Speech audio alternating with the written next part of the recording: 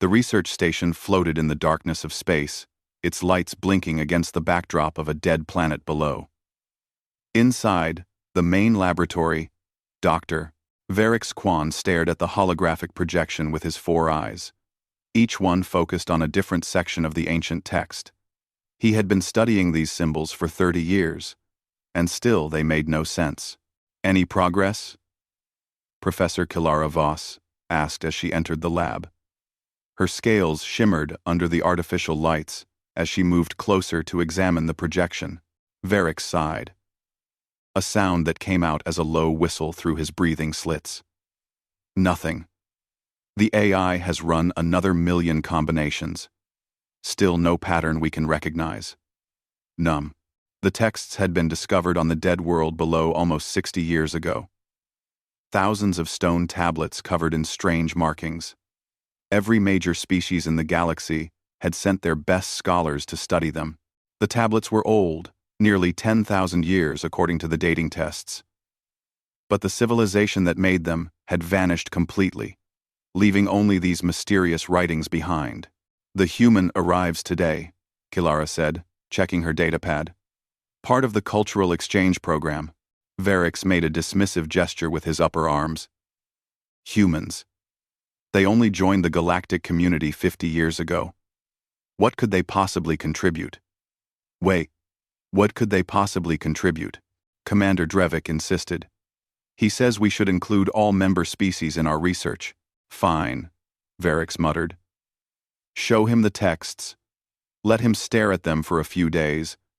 Then he can write a paper about how fascinating they are. Like all the others. Several hours later, Jake Morrison stepped off the transport shuttle and into the station. He carried a single bag over his shoulder and looked around with obvious excitement. Everything was new to him. This was his first assignment off Earth, and he could barely believe he was actually here. Commander Drevik met him at the airlock. The commander was tall and broad, his gray skin marked with the scars of old battles. Welcome to Epsilon 7, Mr. Morrison. Thank you, sir. And please, call me Jake. Drevik nodded. I'll show you to your quarters first. Then we'll tour the research facilities. Jake followed the commander through the corridors of the station.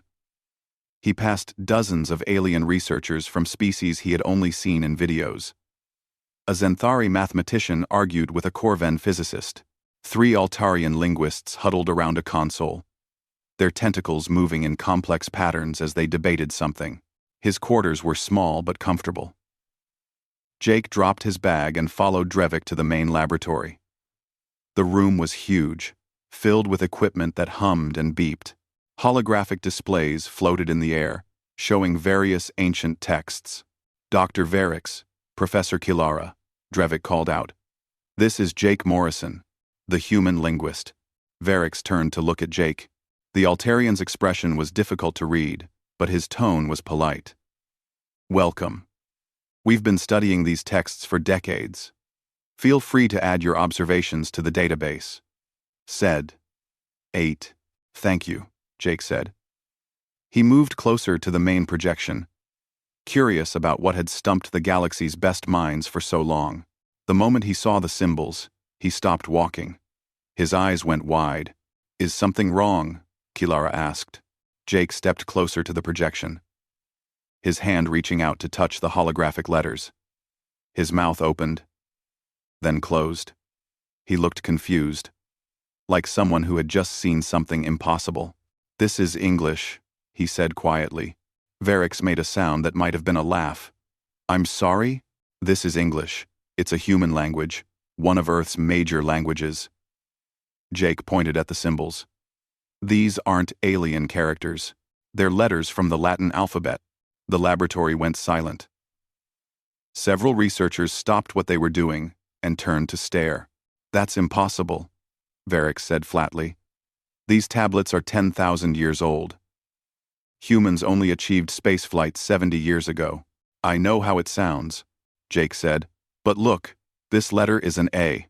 This is a T. This is an H. He pointed at each symbol. These are English words. Kilara moved closer, her eyes studying Jake's face. Can you read it? Jake nodded slowly. He began to read aloud. The soil in the western fields needs more nitrogen. Consider rotating with legumes next season. Current corn yield is below expectations due to late spring rains.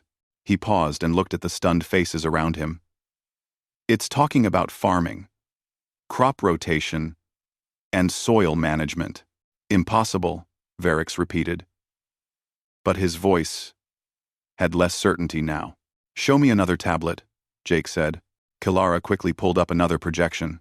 Jake studied it for a moment, then read. Remember to pick up milk and eggs. Danny's birthday is on Friday. Need to get a present. Check with Lisa about dinner plans Saturday. A shopping list, Jake said. Someone's personal reminders. Varix's tentacles moved in agitation. This must be some kind of mistake. Convergent evolution, perhaps. Similar symbols developing independently. That's not how language works, Jake said gently. Especially not with this level of detail. These aren't just similar symbols. This is English. Modern English, specifically American English from maybe, I'd guess early 21st century, based on the style and word choice. Show him the primary text, Commander Drevik ordered. His voice was sharp with tension. Varix hesitated, then pulled up a large projection. The text covered an entire wall. This is our most important discovery. We believe it contains cosmological significance, mathematical equations combined with linguistic patterns we've never seen before. Jake walked along the projection, his eyes moving rapidly across the text. Then, he started to laugh. Not a mocking laugh, but one of pure disbelief. This is a high school physics textbook, he said. Chapter 7. Classical Mechanics. Look, here's Newton's laws of motion. And this section is about planetary orbits. The laboratory erupted in voices. Aliens arguing in a dozen different languages. Varix was demanding verification. Kilara was already pulling up more tablets. Drevik stood silent, his eyes fixed on Jake. How is this possible? Varix finally asked, his voice barely a whisper. Jake shook his head. I have no idea. But I can read every word on these tablets. This is my language. This is human writing. He turned to face Drevik. Which means at some point, 10,000 years ago, humans were here, on this dead planet, writing in English. The implications hung in the air like a heavy weight.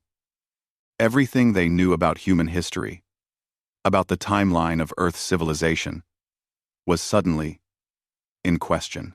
And Jake Morrison, who had arrived just hours ago expecting a simple research assignment, had just turned the entire galactic academic community upside down with 6 simple words.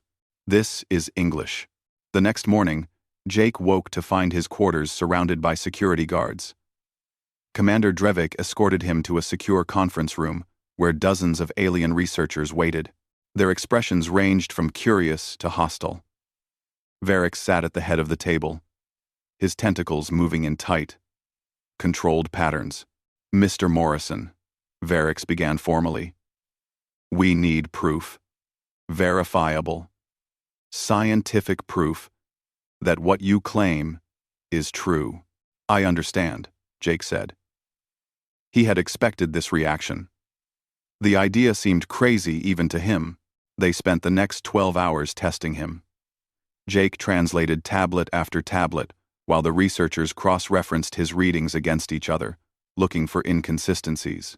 He translated poetry, technical manuals, personal letters, and even ancient advertising slogans.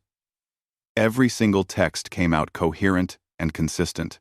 Professor Kilara pulled up a tablet covered in what looked like mathematical formulas mixed with text. Try this one. Jake studied it carefully. It's instructions for assembling furniture. Looks like a bookshelf. Step 1. Attach side panel A to base panel B using the included hex bolts. One of the Corvin researchers made a choking sound that might have been laughter. Furniture instructions? We thought that was an encrypted military code. By evening, even Varix had to admit the truth. Jake could read the texts perfectly, but accepting that fact meant accepting something impossible. We need human experts. Varric said finally. Earth's best historians and linguists. We need to understand how this is possible. Commander Drevik had already made the arrangements. Within 2 days, a human ship arrived carrying Dr. Lisa Chen, one of Earth's leading xenoarchaeologists. She was a small woman with sharp eyes that missed nothing. Captain Ryan Bennett came with her, a military liaison who looked uncomfortable surrounded by so much academic discussion. Lisa spent hours reviewing Jake's translations and examining the tablets herself. Finally, she called everyone together. It's English, she confirmed. Specifically, American English, from approximately the early 21st century. The spelling, grammar, and word choice all match that period. She paused, looking around at the gathered researchers. Which should be impossible. Explain, Varric demanded. Earth's historical records are complete back to about 7,000 years ago. Lisa said. We have continuous civilization records, archaeological evidence, genetic data. There's no gap in our history where humans could have developed space travel, come out here, and then somehow forgotten all about it. Could the records be wrong? Kilara asked. Not this wrong, Lisa said. We're not talking about a small mistake. We're talking about an entire spacefaring civilization that left no trace on Earth whatsoever. Perhaps a secret project? Captain Bennett suggested. Lisa shook her head. 10,000 years ago, humans were just beginning to develop agriculture. We were building the first permanent settlements. Stone tools and pottery, not starships. Jake had been studying the tablets on his datapad. He suddenly looked up. I found something. This tablet mentions places on Earth. Real places. Everyone crowded around as he read. The Seattle colony is experiencing supply shortages. Request additional resources from Grand Canyon Station. New York settlement reports. Successful harvest. Those are cities on Earth, Lisa whispered. Major cities. But in this context, they sound like off-world colonies, Jake said. Like these places were named after Earth locations. Varric's tentacles moved rapidly. This suggests humans did have space travel. They established colonies and named them after Earth places. Which brings us back to the same question, Lisa said. Over the following weeks, the research intensified. More human experts arrived. The station became crowded with linguists, historians, and archaeologists. They analyzed every tablet, looking for clues. Jake discovered references that made his blood run cold. One tablet mentioned the evacuation in passing. Another discussed Project Exodus, as if everyone knew what it meant. A third tablet, written in what looked like a personal journal, talked about leaving everything behind and the Great Return. They left, Jake said during one meeting. These colonists, whoever they were, they left their settlements. This wasn't a disaster that killed them. They evacuated. Why would they abandon functioning colonies? Kilara asked. I don't know, but look at this. Jake pulled up another text. This is dated according to a calendar system. If I'm reading it right, all the colonies were abandoned within a 10-year period. That's too coordinated to be an accident. Lisa had been studying the mineral composition of the tablets. The stone comes from this planet. These tablets were made here, not transported from somewhere else, which means there was definitely a human settlement on this world. I found something else, Varric announced. The Altarian had been quieter lately, less dismissive of the human researchers. A tablet with coordinates, numbers that correspond to a star system. Which system? Commander Drevik asked. Varric projected the coordinates into the air. A three-dimensional star map appeared, and a point began to glow. It was 15 light-years away from their current position. We need to go there, Jake said immediately. Agreed, Lisa added. If there was one colony here, there might be others. And maybe we'll find more answers. Tumai. Captain Bennett contacted Earth Command. After some debate, They agreed to send a ship. The ESS Horizon arrived 3 weeks later, a human exploration vessel, commanded by Captain Danny Wright. His navigator, Katie Rodriguez, plotted the course to the coordinates. The joint expedition included humans and aliens working together. Varix insisted on coming, despite never having left the research station in 20 years. Kilara joined them as well, along with a dozen other researchers from various species. The journey took 5 days. When they emerged from faster-than-light travel, the sensor screens lit up with readings. "There's a planet in the habitable zone," Katie reported. "But the atmosphere reads as dead. No oxygen, high carbon dioxide. Like the first planet," Jake said quietly. They entered orbit and looked down at the world below. Through the clouds, they could see the unmistakable signs of ruins. Massive structures stretched across an entire continent. From space, they could see the geometric patterns of a planned city. "Life signs?" Captain Wright asked. "None," Katie confirmed. "The planet is dead. Has been. For thousands of years." They landed near the largest structure. When the landing party stepped out in their environmental suits, they found themselves standing in what had once been a human city. The architecture was strange, more advanced than anything currently on Earth, but undeniably human in design. Jake walked through empty streets, his helmet lights cutting through the darkness. Buildings rose around him, their walls still bearing faded symbols and signs. He recognized some of them. A medical cross, a pictograph indicating a school. Direction signs pointing to a spaceport. "This was a major settlement," Lisa said over the radio. "Population of maybe 100,000 based on the infrastructure." They found more tablets in what looked like a library or archive center. These were better preserved, protected inside sealed containers. Jake began translating immediately, his voice shaking as he read the story they told. The settlers had come from Earth during a period called the Crisis. They had established colonies across multiple systems. They had technology far beyond anything humans currently possessed. Faster-than-light travel that made current ships look primitive. Genetic engineering, terraforming equipment. And then, something had gone wrong. The tablet spoke of the reset in ominous terms. Instructions to dismantle technology. Orders to return home. Warnings about what we almost did and the mistake we cannot repeat. The final tablet Jake found was in the ruins of what might have been a government building. It was sealed in a container marked with warnings in English. Inside, a single stone tablet bore coordinates. "Where do they lead?" Varix asked. Katie checked her navigation database. She was quiet for a long moment.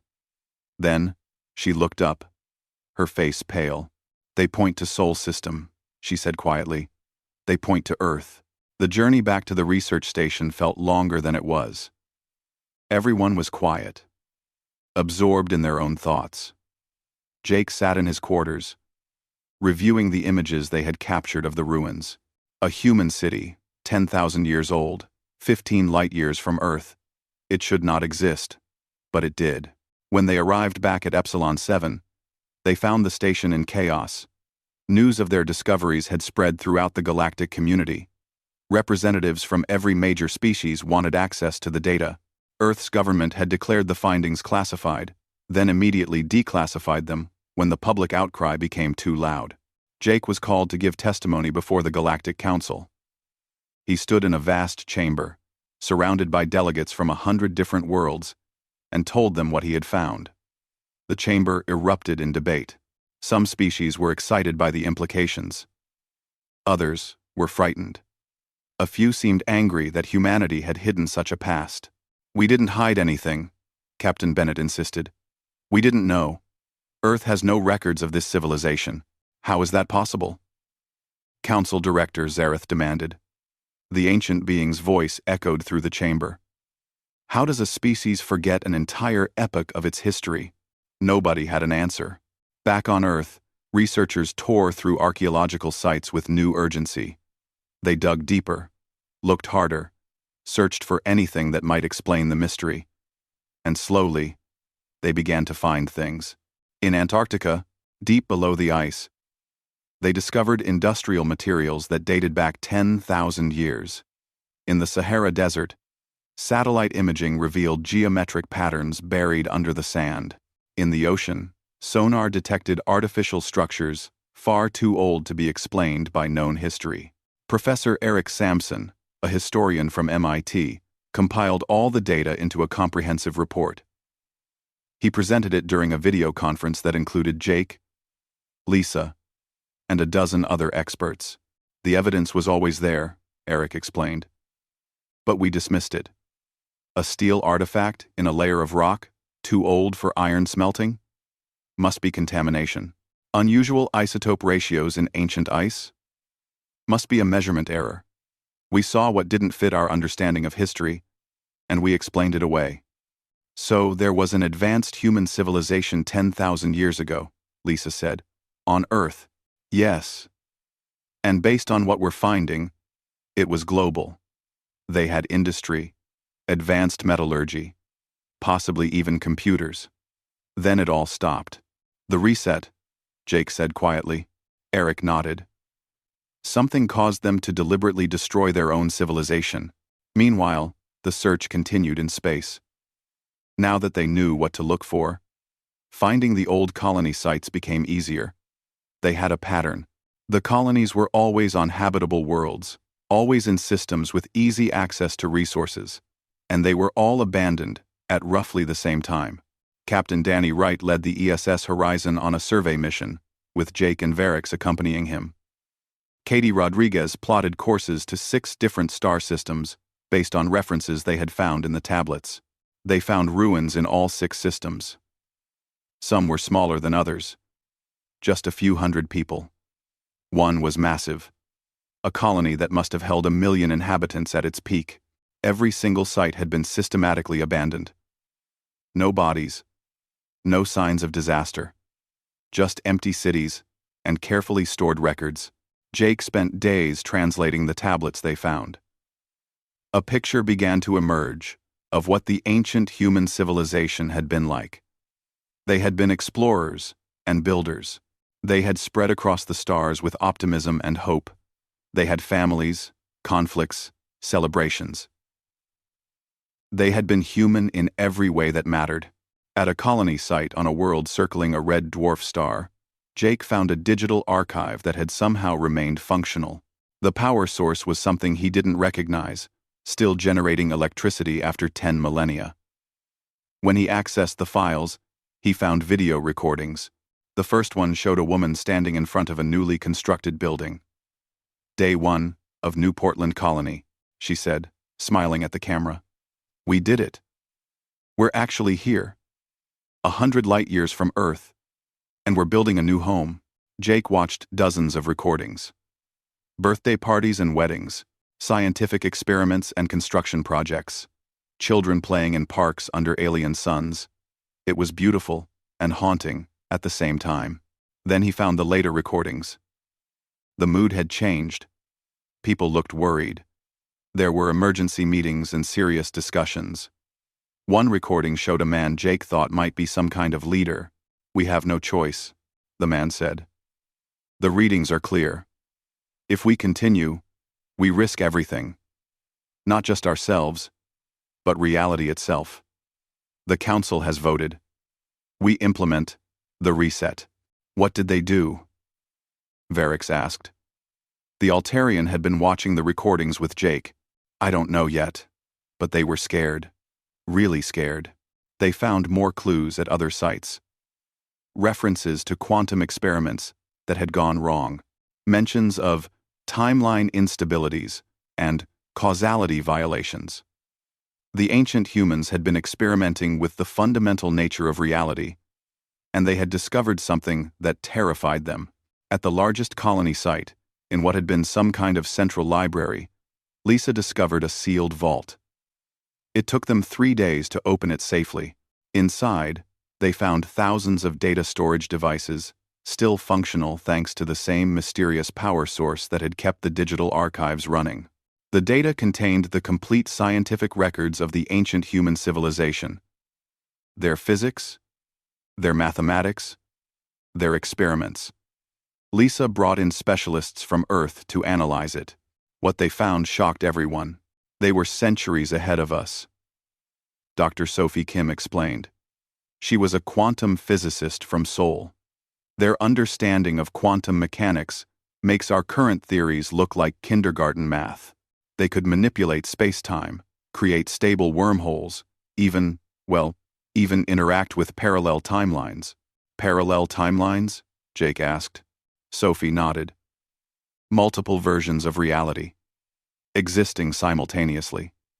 They found a way to observe them, maybe even travel between them. But something went wrong with their experiments. She pulled up a document from the archive.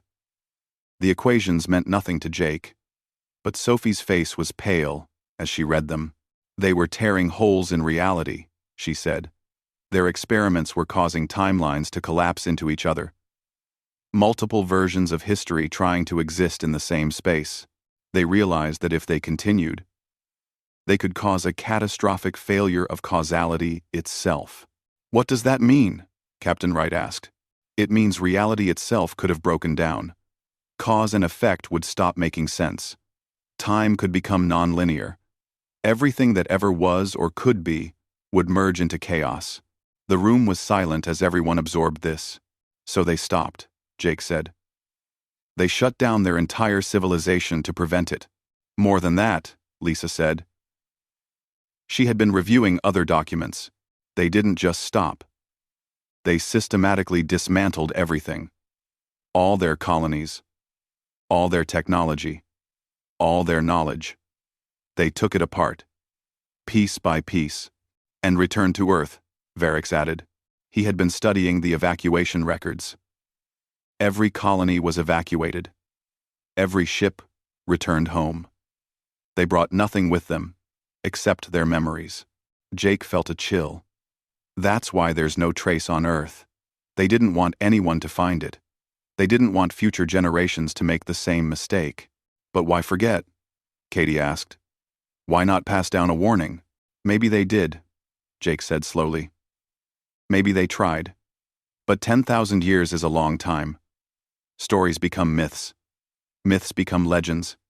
Eventually, even legends fade away.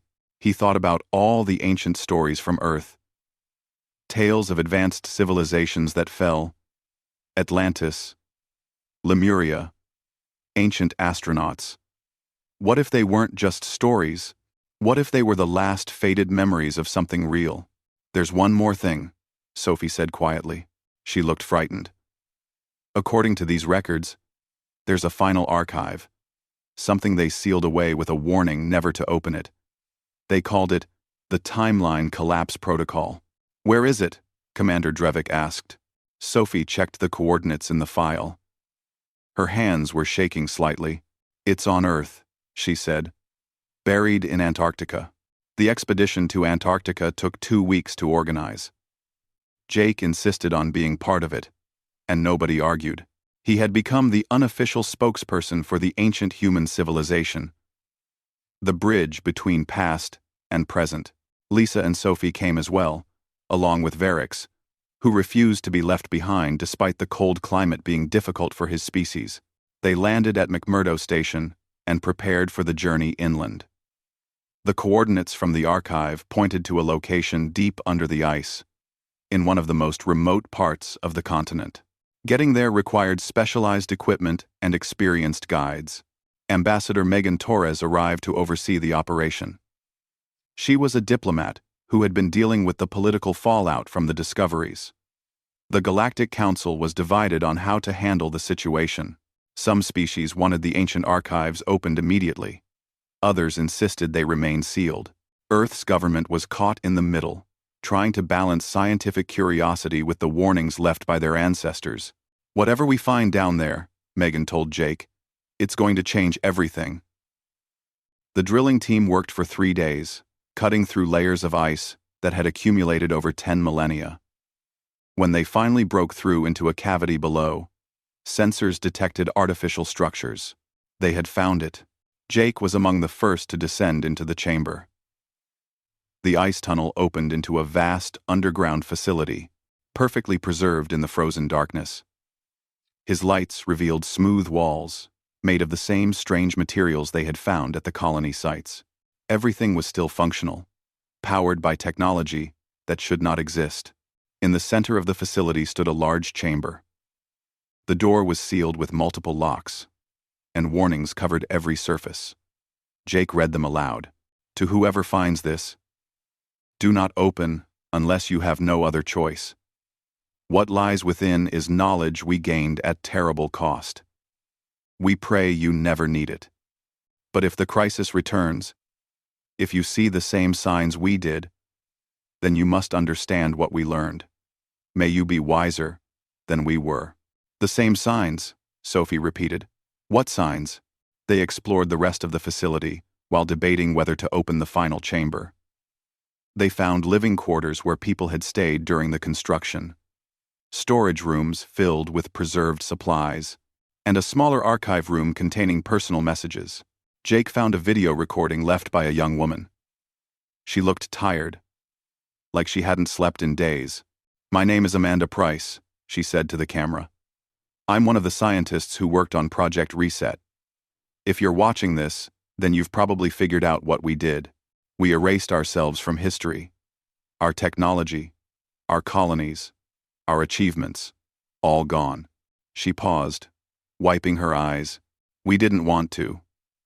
God, you have no idea how much it hurt to destroy everything we built. But we had no choice.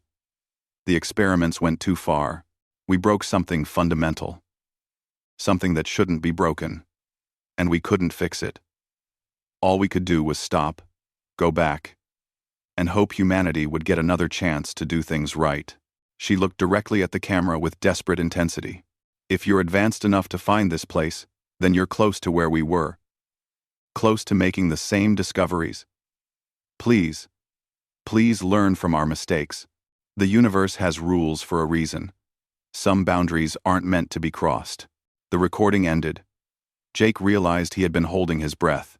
Over the next week, researchers cataloged everything in the facility.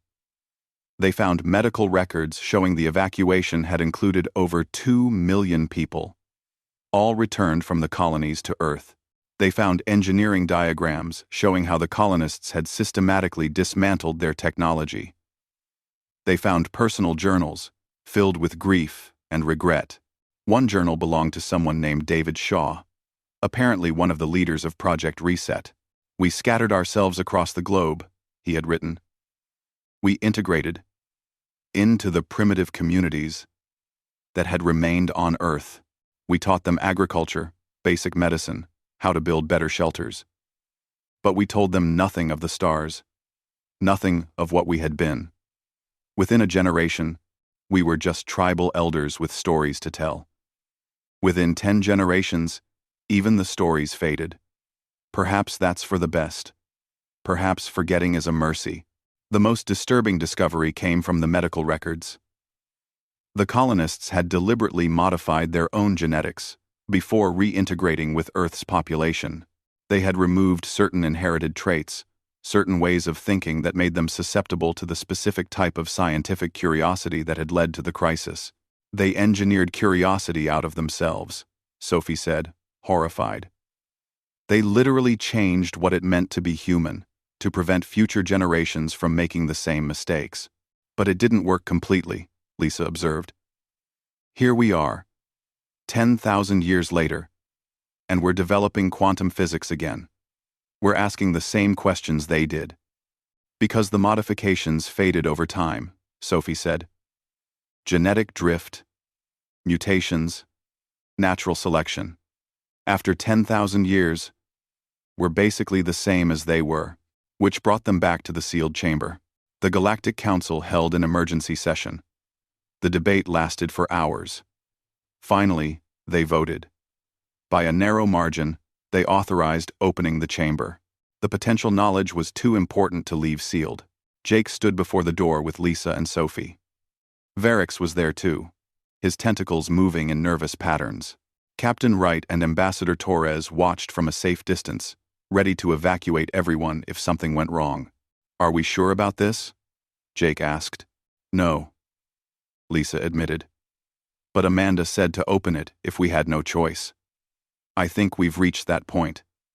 We need to know what they learned. Sophie worked on the locking mechanism. It was complex, but not impossible.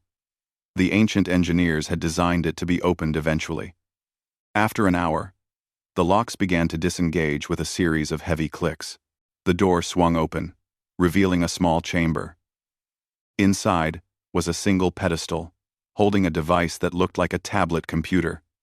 Still glowing with active displays, Jake approached carefully and touched the screen. It activated immediately, recognizing human contact. A face appeared on the display. An old man with kind eyes. Hello. The recorded message began. My name is Richard Cole. I was the chief scientist of the quantum research project that nearly destroyed our civilization. If you're seeing this, then you've come far enough in your development to be in danger. You need to understand what we did wrong. The message continued for over an hour. Richard explained the science in terms that Sophie and her colleagues could understand. He showed them the exact equations that had led to the timeline instabilities. He demonstrated, with visual aids, how their experiments had begun to cause reality itself to fracture. We thought we could control it, Richard said. We thought we were careful enough, smart enough. We were wrong. The quantum foam that underlies reality is far more fragile than we imagined. Every time we manipulated it, we created tiny tears, and those tears spread. He showed images of the devastation. Not physical destruction, but something worse. Regions where multiple timelines had briefly overlapped. People remembering events that hadn't happened. Objects existing in two states simultaneously. Causality breaking down in localized areas. We fixed it by shutting down every experiment simultaneously, Richard explained. We severed all connections between our technology and the quantum substrate. Then we dismantled everything to make sure it could never start again accidentally. But the damage we did left scars in reality itself. Those scars are still there. Hidden, but present. If you begin the same experiments, if you push the same boundaries, those scars will tear open again. The message ended with a warning. I'm begging you. Don't make our mistake. There are some things humanity isn't meant to know. At least not yet. Maybe in another 10,000 years, when we've evolved further, when we understand more about the nature of consciousness and reality. But not now. Please, learn to live within the universe's natural rules. They exist for a reason. The screen went dark. The chamber was silent except for the sound of people breathing. Sophie was crying quietly. He's right. The experiments we're doing now, the research into quantum entanglement and timeline theory, we're heading down the exact same path they did. Then we stop, Ambassador Torres said firmly. We shut down those research programs immediately. It's not that simple, Sophie said. A dozen species have similar programs. It's not just Earth. We'd need the entire galactic community to agree. Then we make them agree, Jake said. We show them this message. We explain what happened. We make them understand. Varix had been quiet throughout the recording. Now he spoke, his voice thoughtful. Your ancestors gave you a gift. They sacrificed everything to give humanity a second chance. A chance to develop differently, to grow wiser before reaching for the same dangerous knowledge. And now we have to decide, Lisa said. Do we honor that sacrifice? Or do we convince ourselves we're smarter than they were? Jake looked at the device in his hands. 10,000 years ago, his ancestors had made an impossible choice. They had erased themselves from history to save the future. Now that future had arrived, and it was time to choose again. We tell everyone, he said finally. We share what we learned. And then we trust that people, human and alien alike, will make the right choice. It wasn't a perfect answer. But it was the only one they had. The message from Richard Cole spread across the galaxy within days. Every major news network carried the story. Scientists and politicians debated what it meant. Religious leaders found new meaning in old teachings about humility and limits. The ancient human warning became the most discussed topic in galactic history. Jake found himself at the center of the storm. He gave interviews, testified before committees, and explained the same story over and over. But he didn't mind. This was important. People needed to understand. 3 months after opening the Antarctic chamber, the Galactic Council called a historic summit. Representatives from every spacefaring species gathered to discuss the quantum research programs. The debate was fierce. Some scientists insisted they could succeed where the ancient humans had failed. Others argued that the risk was too great. Jake attended the summit with Lisa, Sophie, and Varix. They sat in the gallery and watched as the greatest minds in the galaxy argued about the nature of reality and the limits of knowledge. On the third day of the summit, Sophie was called to testify. She stood before the assembly and spoke with quiet intensity. "I've reviewed the ancient human research in detail," she said. "Their understanding of quantum mechanics was far beyond ours. They had centuries of development we haven't reached yet, and still they failed. Still they caused damage they couldn't repair. If they couldn't do it safely, what makes us think we can?" "Why? A Corvin physicist challenged her. "Perhaps they simply lacked the right approach. We have the advantage of learning from their mistakes." "Their mistakes nearly destroyed causality itself," Sophie replied. "There's no margin for error. One failure could damage reality permanently. Is any knowledge worth that risk?" The debate continued for 2 more days. Finally, Council Director Zareth called for a vote. The chamber fell silent as each species cast their decision. When the count finished, the result was clear. By a 2/3 majority, the Galactic Council voted to implement strict limitations on quantum research. Certain experiments would be banned entirely. Others would require international oversight and multiple safeguards. It wasn't a perfect solution. Some species refused to agree to the terms. A few governments announced they would continue their research in secret. But it was a start. Most of the galactic community had chosen caution over ambition. Jake felt a weight lift from his shoulders. His ancestors had given humanity a second chance. And maybe, just maybe, humanity had learned something from it. But there was still work to be done. The ancient ruins scattered across dozens of star systems contained more knowledge than could be catalogued in a lifetime. Jake proposed creating a new institute dedicated to studying the ancient human civilization. Not to recover their dangerous technology, but to understand their culture, their art, their philosophy.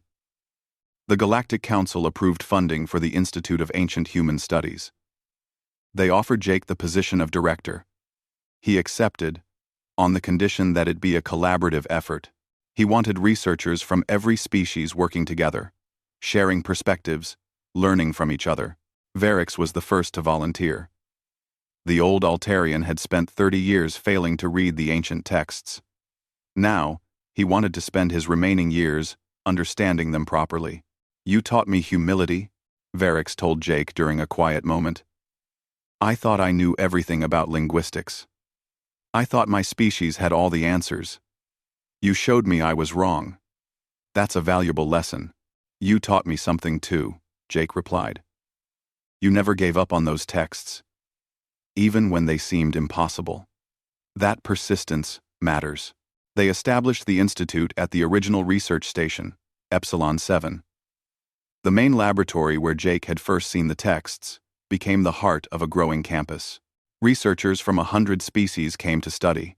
They translated thousands of tablets, pieced together the story of the ancient colonies, and learned about a civilization that had reached for the stars and then chosen to let go. Lisa led the archaeological teams, coordinating excavations across multiple star systems. They found personal artifacts that brought the ancient humans to life. Children's toys, musical instruments, art that had been created under alien suns. Every discovery added depth to the picture of who these people had been. Katie Rodriguez, the navigator from the ESS Horizon, started teaching courses on ancient human stellar cartography.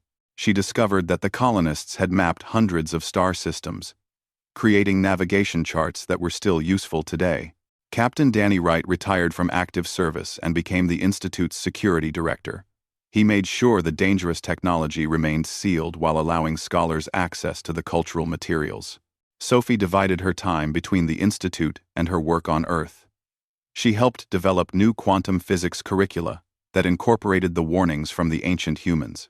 She taught students to approach the subject with respect and caution, to remember that some boundaries existed for good reasons. Ambassador Torres became the liaison between the Institute and the Galactic Council. She navigated the complex politics of dozens of species, all interested in the ancient human legacy. She made sure the research remained open and collaborative, preventing any single species from claiming ownership of the discoveries. Jake threw himself into the work. He spent his days translating tablets and his evenings discussing findings with colleagues. He read personal journals from people who had lived 10,000 years ago. He learned their hopes and dreams, their fears and regrets. One journal particularly moved him. It belonged to a colonist named Patricia Grant, who had lived on the colony they had found at the second site. "I'm scared," she had written. "Scared of going back to Earth. Scared of forgetting everything we built here. But I understand why we have to. We pushed too hard, reached too far. Now we have to step back and let our children's children's children try again. Maybe they'll be wiser. Maybe they'll find a better way. All I can do is trust that we're making the right choice." Jake often thought about Patricia and the millions like her. They had sacrificed their entire civilization for the sake of the future, for the sake of people they would never meet, who would never know their names. That took a kind of courage Jake could barely imagine. 5 years after the discovery, the Institute hosted a symposium celebrating the anniversary. Researchers presented papers on topics ranging from ancient human architecture to their social structures. Artists performed music reconstructed from notations found in the ruins. A theatrical group staged a play about the final days of the colonies, based on historical accounts. During the closing ceremony, Jake stood before an audience of thousands, both in person and watching remotely from across the galaxy. 5 years ago, I walked into a laboratory and saw something impossible, he began. A language I could read. Written 10,000 years before I was born. That moment changed my life and changed our understanding of human history. But the real discovery wasn't the language. It was the message behind it. He paused, looking out at the diverse crowd. Humans and Altarians, and Zenthari, and a dozen other species, all gathered to honor a civilization that had chosen wisdom over power. Our ancestors learned something vital, Jake continued. They learned that being able to do something doesn't mean you should. They learned that there are some limits that exist for a reason. And they learned that sometimes the bravest choice is to stop, to step back, to give the future a chance to do better. They left us a gift, he said. Not technology, or weapons, or power. They left us a warning and an example. They showed us that it's possible to make the hard choice, to sacrifice everything for principles. That's the real legacy of the ancient human civilization. That's what we should remember and honor. The audience applauded. Jake saw Varix in the front row, his tentacles moving in the pattern that meant approval and respect. Lisa was crying quietly, and Sophie smiled through her own tears. After the ceremony, Jake walked through the Institute's halls. The walls were lined with reproductions of ancient art and photographs of the ruins. Students hurried past, arguing about interpretations of texts. Professors from different species collaborated on research projects. The place buzzed with life and curiosity. He stopped at a window overlooking the dead planet below. Somewhere on that surface, 10,000 years ago, humans had built a home. They had planted crops and raised families and dreamed of the future. Then they had walked away, trusting that their sacrifice meant something. "Thank you," Jake whispered to those long-dead ancestors. "Thank you for the second chance. We're trying to be worthy of it." Varix joined him at the window. The old Altarian looked out at the planet with his 4 eyes. "Do you think they would be proud?" Varix asked. "If they could see what we've built here?" Jake considered the question. The Institute wasn't just about humans anymore. It had become a place where species worked together, learned from each other, and tried to grow wiser collectively. The ancient humans had warned against dangerous knowledge. But in doing so, they had promoted a different kind of knowledge. The wisdom to know limits. The courage to choose restraint. The humility to admit mistakes. "Yeah," Jake said finally. "I think they would be. We're not perfect. We still make mistakes. But we're trying. We're listening to their warning and learning from their example." That's all they could have asked for. Varix made a sound of agreement. They stood together in companionable silence. 2 researchers from different worlds, united by respect for a civilization that had chosen to fade into memory rather than risk everything for knowledge. Outside the window, stars glittered in the darkness. Among them were dozens of worlds where humans had once lived. Ghost colonies, silent monuments to ambition and sacrifice, but also reminders that wisdom sometimes meant knowing when to stop. Jake turned away from the window and headed back to his office. He had more tablets to translate, more stories to uncover, more wisdom to learn from people who had lived and died 10,000 years ago. It was good work, important work, and somewhere in the archives, preserved in stone and metal and crystal, the ancient humans watched over their descendants. They couldn't speak directly, couldn't offer guidance for every problem, but they had left something more valuable than answers. They had left a question that every generation would have to answer for themselves. What price is too high for knowledge? When is the wise choice to stop? To step back? To protect what matters most? 10,000 years ago, they had answered that question. They had chosen humanity's future over their own glory. Now it was Jake's generation's turn to make the same choice. Over and over. Whenever it mattered.